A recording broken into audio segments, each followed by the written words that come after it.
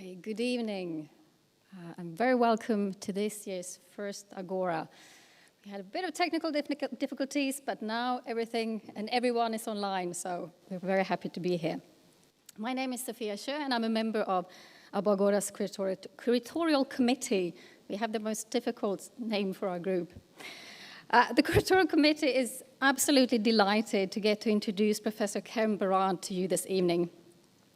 The committee has actually for several years tried to get Barad to be a part of Aboagora, and the response has always been very, very positive, but due to their very busy schedule, it hasn't been possible.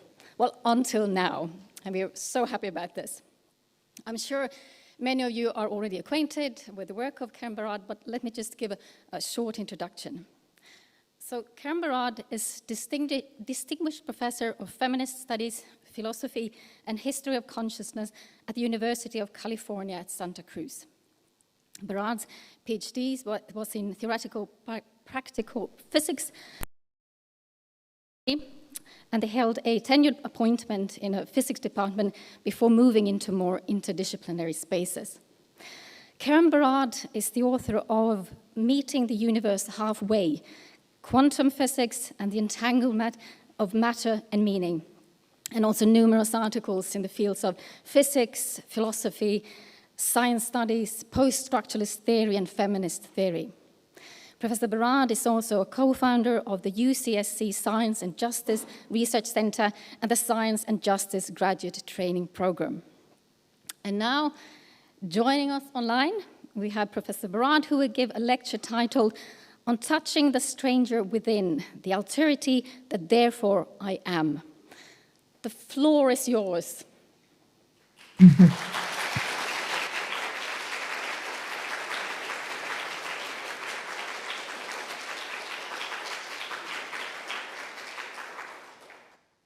Thank you so very much. I wish I could be joining you in person, but I'm so delighted to be a part of this exciting program on the void. Especially because I teach an entire course about nothing and spend a lot of my time thinking about nothing in so many ways. I'm really touched to be here. So I just want to make a few preliminary remarks before I start my actual talk. First of all, when I speak about quantum physics, some people mistakenly think I'm simply giving over the standard account. But that's far from the case. First of all, there is no single account of quantum physics. On the contrary, there are many competing interpretations that do not cohere with one another. So over the years, I've been working on bringing forward a new understanding of quantum physics, in particular, a new interpretation that is specifically crafted by diffractively reading theories of social justice and physics through one another. This agential realist interpretation of quantum physics goes against the grain of not only Newtonian physics and metaphysics, but also some accounts of quantum physics and its entanglements with colonizing projects of empire building and racialized capitalism, as well as other forms of oppression. At the same time, I try to make available radical possibilities that exist inside the theory for remaking the world otherwise. I also want to be clear that everything I say about particles, which is the typical object of quantum physics, I mean about bodies or matter at all scales. That is, I'm not speaking analogically when I engage with questions of the political or the social. In my agential realist interpretation of quantum theory, there is no fixed or given scale, no micro and macro realms, no quantum and classical realms. Those are all red herrings. It's not that scale is irrelevant, but rather that scale, like matter, is iteratively materialized. So that's part of what's at stake for me when I speak of space-time mattering rather than space and time and matter as separate concerns. For these very terms, so important to philosophy and political theory, as well as physics, are reworked in the alternative physics I'm working on giving over. And my final remark is about the slash, which I use commonly when I'm talking about used pretty often when I'm talking about quantum field theory. So for example, I'll say something like dis/continuity, and that should be understood not as an either or a both and, but rather a cutting together of the terms in their interaction. That is, the interaction, for example, of continuity and discontinuity, which troubles the binary. So those are my preliminary remarks. I now want to start my slideshow. I hope this goes since we didn't test it. Can you see the slideshow? Yes, okay, I'm hearing a yes, thank you. Very good. On touching the stranger within, the alterity that therefore I am. When two hands touch, there is a sensuality of the flesh, an exchange of warmth, a feeling of pressure, of presence, a proximity of otherness that brings the other nearly as close as oneself, perhaps closer. And if the two hands belong to one person, might this not enliven an uncanny sense of the otherness of the self, a literal holding oneself at a distance in the sensation of contact, the greeting of the stranger within? So much happens in a touch, an infinity of others, other beings, other spaces, other times are aroused. When two hands touch, how close are they? What is the measure of closeness? Which disciplinary knowledge formations, political parties, religious and cultural traditions, infectious disease authorities, immigration officials, and policy makers do not have a stake in, if not a measured answer to, this question? When touch is at issue, nearly everyone's hair stands on end. I can barely touch on even a few aspects of touch here, at most offering the barest suggestion of what it might mean to approach, to dare to come in contact with this infinite finitude. Many voices speak here in the interstices, a cacophony of always already reiteratively intra-acting stories. These are entangled tales. Each is diffractively threaded through and enfolded in the other. Is that not in the nature of touching? Is touching not by its very nature always already an involution, invitation, invisitation, wanted or unwanted of the stranger within? This next section is called Electric Fields and Yearnings, Attraction and Repulsion, Touching on Touch. Touch for a physicist is but an electromagnetic interaction. A common explanation for the physics of touching is that one thing it does not involve is, well, touching. That is, there is no actual contact involved. You may think you are touching a coffee mug when you're about to raise it to your mouth, but your hand is not actually touching the mug. Sure, you can feel the smooth surface of the mug's exterior right where your fingers come into contact with it or seem to. But what you are actually sensing is the electromagnetic repulsion between the electrons of the atoms that make up your fingers and those that make up the mug. Electrons are tiny negatively charged particles that surround the nuclei of atoms. And having the same charge, they repel one another, much like powerful little magnets. As you decrease the distance between them, the repulsive force increases. Try as you might, you cannot bring two electrons into direct contact with each other. The reason the desk feels solid or the cat's coat feels soft, or we can even hold coffee cups in one another's hands, is an effect of the electromagnetic repulsion. All we ever really feel is the electromagnetic force, not the other whose touch we seek. Atoms are mostly empty space, and electrons, which lie at the farthest reaches of an atom hinting at its perimeter, cannot bear direct contact. Electromagnetic repulsion, negatively charged particles communicating at a distance, push each other away. That is the tale physics usually tells about touching, repulsion at the core of attraction. See how far that story gets you with lovers. No wonder the romantic poets had had enough. The quantum theory of touching is radically different from the classical explanation. Actually, it's radically queer, as we'll see. This section is called Quantum Field Theory, a Virtual Introduction. Quantum field theory allows for something radically new in the history of Western physics, the transience of matter's existence. No longer suspended in eternity, matter is born, lives, and dies. But even more than that, there is a radical deconstruction of identity and of the equation of matter with essence in ways that transcend even the profound un/doings of non-relativistic quantum mechanics. Quantum field theory is a call, an alluring murmur from the insensible within the sensible to radically rework the nature of being and time. The insights of quantum field theory are crucial, but the philosophical terrain is rugged, slippery, and mostly unexplored. The question is how to proceed with exquisite care. We will need to be in and of the science, no way around it. Unfortunately, in the limited space-time I have here, I can only lightly touch, really even barely graze the surface.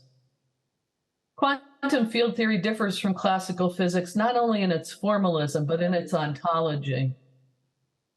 Classical physics inherits a Democritean ontology, only particles in the void, with one additional element, fields. Particles, fields, and the void are three separate elements in classical physics, whereas they are intra-related, indeed co-constitutive elements in quantum field theory. For one thing, there is a correspondence between particles and fields. In particular, particles are quanta of the corresponding fields. For example, what in Newtonian physics is an external force, such as the electromagnetic force or gravitational force, those forces are rethought in terms of fields, the electromagnetic field and the gravitational field, respectively. In quantum field theory, the particle or quantum of the electromagnetic field is a photon. The quantum of a gravitational field is a graviton. And furthermore, things we normally think of as particles are quanta of their respective fields. For example, the electron is a quantum of the electron field, and so on. Another important feature is that the void is far from vacuous, and something very profound happens to the relationship between particles and the void. I will continue to explain how this relationship is radically rethought in what follows. For now, I simply note, pace Democritus, that particles no longer take their place in the void. Rather, they are constitutively entangled with it. So let's begin with the question of the void.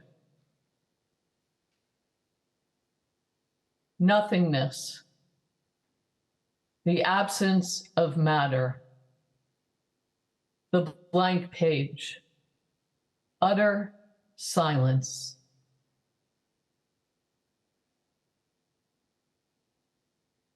No thing, no thought, no awareness, complete ontological insensibility. Shall we utter some words about nothingness? What is there to say? How to begin? How can anything be said about nothing without violating its very nature, perhaps even its conditions of possibility? Isn't any utterance about nothingness always already a performative breach of that which one means to address?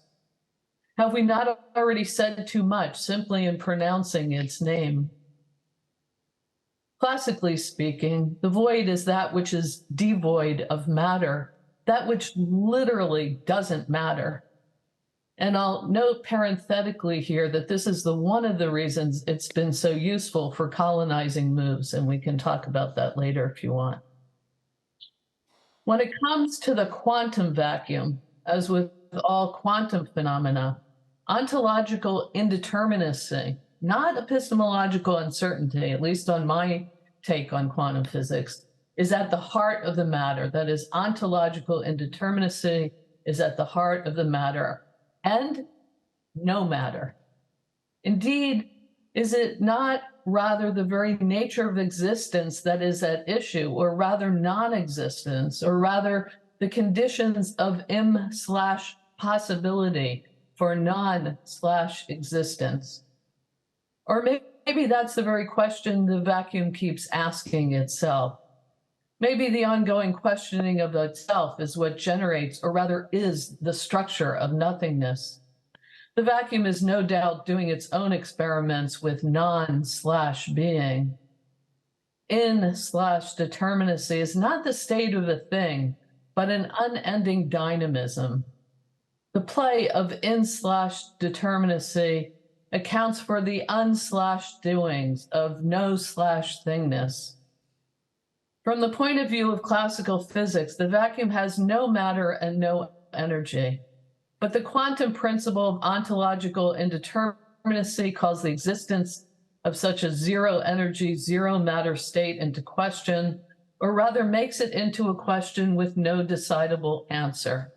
Not a settled matter, or rather no matter. And if the energy of the vacuum is not determinately zero, it isn't determinately empty. In fact, this indeterminacy is responsible not only for the void not being nothing, while not being something, but it may in fact be the source of all that is, a womb that births existence.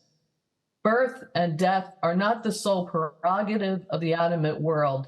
So-called inanimate beings also have finite lives. Quote, particles can be born and particles can die, explains one physicist. In fact, it is a matter of birth, life, and death that requires the development of a new subject in physics, that of quantum field theory. Quantum field theory is a response to the ephemeral nature of life, unquote. According to quantum field theory, the vacuum can't be determinately nothing because the indeterminacy principle allows for fluctuations of the quantum vacuum. That is, some kinds of changes of the state of nothingness. Or even the notion of change is called into question here. Not that it isn't happening, but what is it? All right, what is the nature of time even? So how can we understand something that physicists call vacuum fluctuations? So let's consider a very simple example of a field. Imagine, if you will, an infinite drum head. This picture isn't to scale, obviously. So if the drum head is not vibrating, then it is completely flat and has the same value everywhere. Let's call that the zero value, corresponding to no displacement. Now, if a drummer taps the drum head, it vibrates. And as you can see here, waves of energy flow outwards from where it is tapped. So thus far, we have a classical field theory with the perfectly still drum head representing the classical vacuum, or zero energy state, while a vibrating drum head represents a non-zero energy state. So now let's add quantum physics. Quantizing the field means that only certain discrete vibrational states exist. If you're not used to thinking about different vibrational modes of a drum, it may be easier to visualize a stringed instrument with only a discrete set of standing waves or harmonics possible. Now we add special relativity, in particular the insight that matter and energy are equivalent, E = mc squared. Since vibrations of the field carry energy, and only a discrete set of energy states can exist, and a mass value can be assigned to each energy state, then we can see that a field vibrating a particular frequency or energy is equivalent to the existence of particles of matter with a particular mass. This correspondence between quantum particles and quantized fields is the cornerstone of quantum field theory. So now let's return to our question, what is a vacuum fluctuation? Using the drum example, the quantum vacuum would correspond to a state where the average value of the displacements is zero everywhere. That is, there's no drummer tapping the drum. And yet, the stillness of the drum head is not assured. Or rather, there is no determinate fact of the matter as to whether or not the drum head is perfectly still, even in the absence of all external disturbances, including drumming. The vacuum is a speaking silence, a quiet cacophony of different frequencies, pitches, tempos, melodies, noises, pentatonic scales, cries, blasts, sirens, sighs, syncopations, quartertones, allegros, ragas, bebop, hip-hops, whispers, whines, screams are threaded through the silence, ready to erupt, but simultaneously crosscut by a disruption, dissipating, dispersing the would-be sound into non/being, an indeterminate symphony of voices. In other words, vacuum fluctuations are the indeterminate vibrations of the vacuum or zero energy state. Putting this point in the complementary language of particles rather than fields, we can understand vacuum fluctuations in terms of the existence of virtual particles. Virtual particles are quanta of the vacuum fluctuations. That is, virtual particles are quantized indeterminacies in action. The vacuum is an animate dynamism of the indeterminacy of non/being. It's a no-thingness, neither nothing nor something. The vacuum is an excitedly exuberant exploration of virtuality, where virtual particles whose identifying characteristic is indeterminacy are having a field day performing experiments in being and time. That is, virtuality is a kind of thought experiment the world performs. Virtual particles do not traffic in a metaphysics of presence. They do not exist in space and time.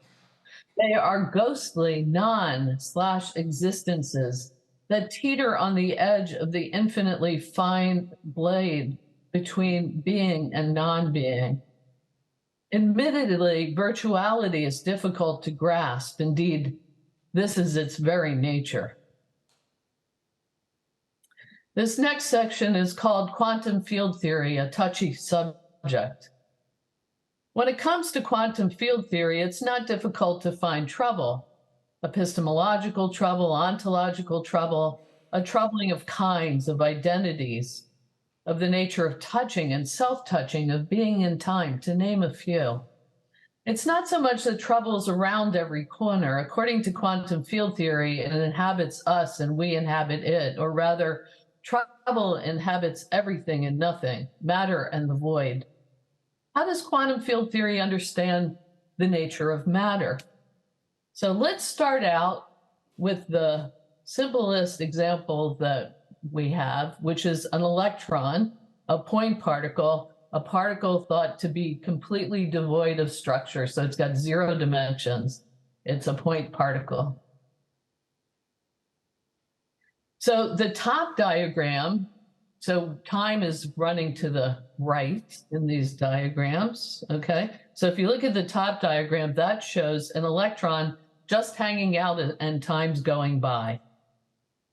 So even the simplest bit of matter causes all kinds of difficulties for quantum field theory. For as a result of the time being indeterminacy, the electron does not exist as an isolated particle, but is always already inseparable from the wild activities of the vacuum. In other words, the electron is always already interacting with the virtual particles of the vacuum in all possible ways.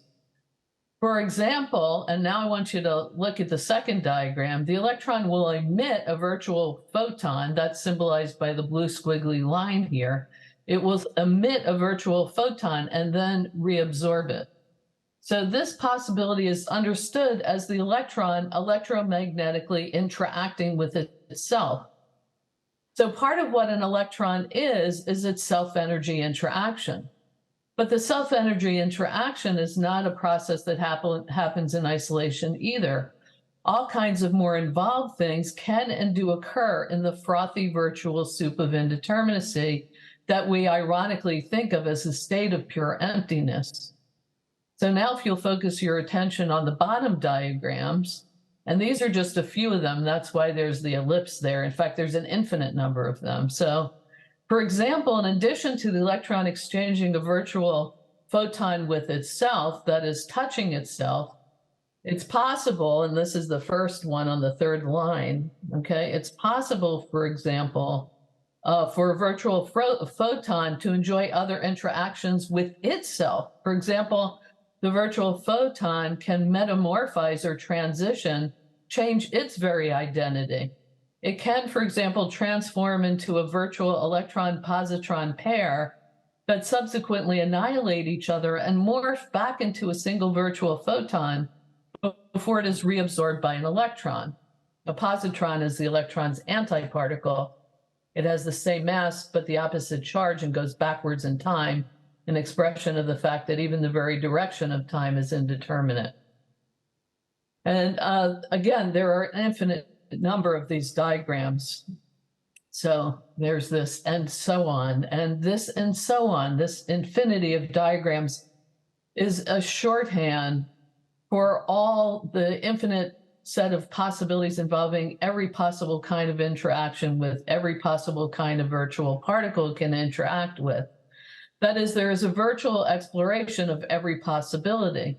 And this infinite set of possibilities or infinite sum of histories entails a particle touching itself, and the particle that transmits the touch transforming itself, and then that touching itself and transforming and touching other particles that make up the vacuum, and so on ad infinitum. Not everything is possible given a particular interaction, but an infinite number of possibilities exist. Every level of touch, that is, every level of touch then is itself touched by all possible others. Particle self-interactions entail particle transitions from one kind to another and a radical undoing of kinds, queer transformations. Hence, self-touching is an encounter with the infinite alterity of the self. Matter is an infolding, an involution. It cannot help touching itself. And in this self-touching, it comes in contact with the infinite alterity that it is. Polymorphous perversity raised to an infinite power. Talk about a queer trans intimacy. What is being called into question here is the very nature of the self, and in terms of not just being, but also time. That is, in an important sense, the self is dispersed or diffracted through time and being. Commenting specifically on the electron self-energy interaction, the physicist Richard Feynman, who won a Nobel Prize for his contributions to developing quantum field theory, expressed horror at the electron's monstrous nature and its perverse ways of engaging with the world. Quote, instead of going directly from one point to another, the electron goes along for a while and suddenly emits a photon. Then horrors, it absorbs its own photon. Perhaps there's something immoral about that, but the electron does it. So this self-energy, self-touching term has been labeled a perversion of the theory because the calculation of the self-energy contribution is infinite, which is an unacceptable answer to any question about the nature of the electron, such as what is its charge or its mass. Apparently touching itself or being in touch with oneself or being touched by oneself, the ambiguity, undecidability, indeterminacy may itself be the key to the trouble. It's not simply troubling, but a moral violation, the very source of all the trouble. The problem of self-touching, especially self-touching the other, is a perversity of quantum field theory that goes far deeper than we can touch on here. The gist of it is this.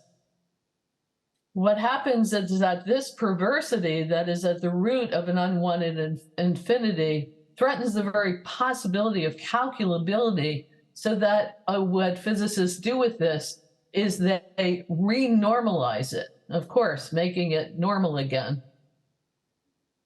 So how does this happen? So I'm going to explain this, and I just want to emphasize the fact that for a lot of this, I'm not using my own rich language here. There are actually technical terms used by physicists, such as the words bare and dressed and renormalized. So I will try to indicate that by emphasis in what I'm saying. So physicists conjectured that there are two different kinds of infinities or perversions involved in this case. One that has to do with self-touching and another that has to do with nakedness. That is, in addition to the infinity related to self-touching, there is an infinity associated with the bare point particle. That is, the metaphysical assumption we started with, that there is only an electron, the undressed, bare electron, and the void, each separate from one another. Renormalization is the systematic cancellation of infinities, and intervention based on the idea that the subtraction of different size infinities can be a finite quantity. Perversion, eliminating perversion. The cancellation idea is this: the infinity of the bare point particle cancels the infinity associated with the cloud of virtual particles. And in this way, the bare point particle is dressed by the quantum contribution, that is, the cloud of virtual particles. The dressed electron, the electron in drag, and that's my riff, okay? That is, the physical electron is thereby renormalized, that is, made normal, finite. Renormalization is the mathematical handling or taming of these infinities. That is, the infinities are subtracted from one another, yielding a finite answer. Mathematically speaking, this is a tour de force. Conceptually, it's a queer theorist's delight, I would argue. It shows that all matter of matter, matter in its essence, and of course, it's the very notion of essence that is precisely what is being troubled here, is a massive overlaying of perversities, an infinity of infinities. To summarize, quantum field theory radically deconstructs the ontology of classical physics. The starting point ontology of particles in the void, of foundational reductionist essentialism, is undone by quantum field theory. According to quantum field theory, perversity and monstrosity lie at the core of being, or rather it is threaded through it. All touching entails an infinite alterity, so that touching the other is touching all others, including the self. And touching the self entails touching the stranger within. Even the smallest bits of matter are an unfathomable multitude. Each so-called individual always already includes all possible interactions with itself through all possible virtual others, including those in itself that are non-contemporaneous with itself. That is, every finite being is always already threaded through with an infinite alterity, diffracted through being and time. Indeterminacy is an un/doing of identity that unsettles the very foundations of non/being. Electrons, for example, are inherently chimeras, cross-species, cross-kind mixtures made of virtual configurations, reconfigurings of disparate kinds of beings, dispersed across time and space in an undoing of kind. Being, becoming, absence, presence, here, there, now, then. So much for natural essence. The electron, a point particle without structure, is a patchwork of kind sutured together in uncanny configurations, trying out new appendages made of various particle-antiparticle pairs, producing and absorbing differences of every possible kind in a radical undoing of kind as essential difference. Its identity is the undoing of identity. Its very nature is unnatural, not given, not fixed, but forever transitioning and transforming itself. Electrons rebirth themselves in their engagement with all others, not as an act of self-birthing, but in an ongoing recreating, that is, an undoing of itself. Electrons are always already untimely. It is not that electrons sometimes engage in such perverse explorations. These experiments in interactive transmaterial performativity are what an electron is. Ontological indeterminacy, a radical openness, an infinity of possibilities is at the core of mattering. How strange that indeterminacy and its infinite openness is the condition for the possibility of all structures in their dynamically reconfiguring in/stabilities. Matter in its iterative materialization is a dynamic play of in/determinacy. Matter is never a settled matter. It is always already radically open. Closure cannot be secured when the conditions of im/possibilities and lived in/determinacies are integral, not supplementary to what matter is. In an important sense, in a breathtakingly intimate sense, touching, sensing is what matter does, or rather, what matter is. Matter is condensations of responses to the desires, desirings to be in touch, a collective responsiveness, responsivity. Each bit of matter is constituted in responsibility. Each is constituted as responsible for the other, as being in touch with the other. Matter is a matter of untimely and uncanny intimacy, condensations of beings and times. Thank you.